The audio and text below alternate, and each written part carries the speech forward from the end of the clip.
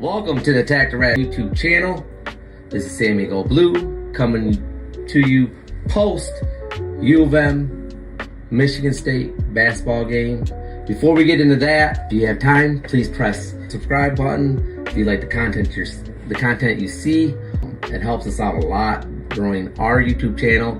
But with that said, let's get in the game tonight. Okay, let's start with the first half. First half, Michigan started off slow. You know, Michigan State, let's just say this. Michigan State, that's a Tom Izzo team, okay? Typical Tom Izzo team. Gritty, good on defense, low scoring. Biggest thing is they're gritty. They've always got grit and they're gonna bang it out with you. So let's get that out of the way. Couple things that stood out to me was in the first half was two things. One, Colin Carr to me looked a lot like Dennis Rodman. I really enjoyed watching him play. The other person I want to talk about, especially for Michigan State, is Jace Richardson. This guy's a problem. Now, I grew up watching his dad, Jason Richardson, who was just a jumping highlight reel. As we seen tonight, the apple doesn't fall far from the tree. He's a legacy kid that has a bright future. So let's get that out of the way. Jace Richardson, problem. Okay, was a problem in the first half, was a problem in the second half. So halftime, Michigan's up. They ended the first half strong. I believe they're up score, but I want to say it was like 37-31. Michigan had finished the half strong. Now we go in the second half. Sammy Go Blue steps out for a minute to take some notes. Before I know it, Michigan State went on a run right off the bat. Now, second half for Michigan. Okay, too many missed opportunities that I witnessed. I felt that we went into that full court pressure. It helped out a little bit, but then we went into some half court zone defenses that I'm an old basketball coach, and I know this.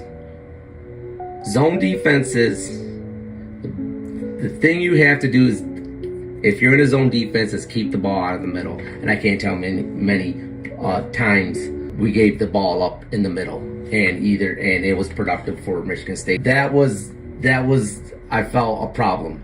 The second problem was, okay, now we have Jace Richardson doing his thing, and this Holman kid comes out and he drains about 3 or 4 threes in about the 12-minute mark. And I thought at that point that's what doomed Michigan. We didn't have an answer for that.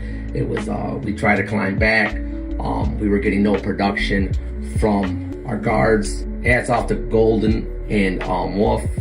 They did the best they could, but at this point, I saw a fatigued Michigan team in the second half. Michigan State got hot, and like I said earlier, we had no comeback for that.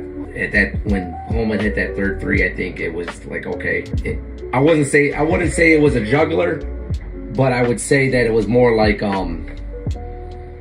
we had a stumbling back, and we had a choice: either we were going to come back or it was done. And I don't want to say it wasn't done and we didn't claw back a little bit, but it was a huge dagger. Momentum had swung, and before the game I had an interesting conversation with I like to call him General Greg over there in the Salad Master at Finn Valley. I said, what's your thoughts on the game? He goes, yeah, Michigan State. He goes, what was the point spread? 3.5. I think it ended up being 3. He said Vegas isn't going to lose. Michigan State's going to win. And true, I can't stop but think a little bit and say, you know what? He had a lot of good points. Now, we got 7 days, correct? 7 days, and then we get another crack at these guys up in their place. So we got a lot to work on. Biggest thing is just guard play. We got to protect the ball. And if we don't clean that up, we're going to have problems going in, finishing the season. We're going to have problems going in the Big Ten tournament. And we're going to have problems going in the NCAA tournament. Disappointed tonight, a little surprised. Going into the game, I had a 79-71 prediction, Michigan winning. Now, final score 75-62. I did not see that one coming. I felt like it was going to be in a lot closer game, probably within 5. But hats off to Michigan State. And in the basketball rivalry, I don't call him Michigan State little brother. Michigan State, hats off to him. Tom Izzo team. Typical Tom Izzo team.